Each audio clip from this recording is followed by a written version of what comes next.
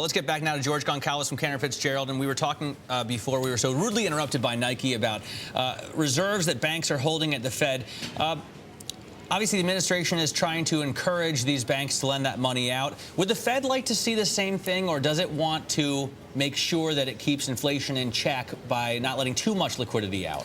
Well, again, to kind of re-clarify why we have these reserves in the first place, these are not necessarily cash that was raised by banks. It was actually reserves that were created by the Fed themselves as they expanded their balance sheet.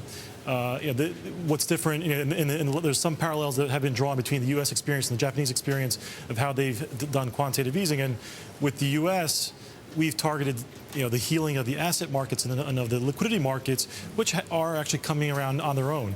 I think that, one of the biggest misconceptions is that the money multiplier has dropped and banks really aren't lending. It's really that these reserves were synthetically created, and over time they will slowly unravel. And I think that the banks will grow on their own volition, not necessarily using this reserve money. So you're saying over time the Fed is going to try and pull this liquidity that it's holding anyway, really, for the banks back out of the system as the banks continue to raise more money. Gary Parr telling us, for example, they need to raise another $600 million. I think they're going to grow more organically, not through this infusion of cash, which has been for quite some time what has gotten all the gold bugs all up in arms, and a lot of folks worried about inflation, thinking that this would manifest into actual credit creation.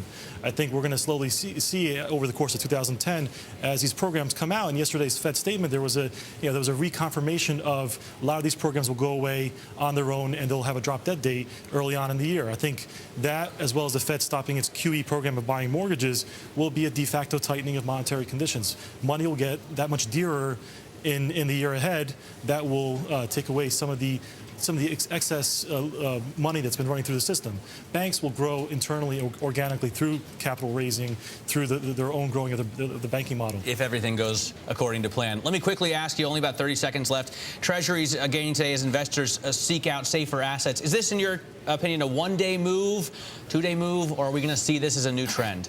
It depends. I mean, right now, today's move was also concurrent with the dollar strengthening. So, for a while, the dollar was driving all asset classes, even the Treasury market. Whereas today, you're seeing a flight to quality both for Treasuries and dollar. There are issues out there that will provide an underlying bid for the Treasury market, which is why I don't see rates running that much quicker. I see them rising over the course of 2010 because of growth coming back, but I think it won't be because of this fear over the dollar or fear over the Treasury market. So I think right now the bid will probably continue into the end of the year. All right. Hey, George, thank you so much for joining us. George Goncalves there from Cantor. We'll have to have you back sometime when Nike's not coming out with earnings. We're going to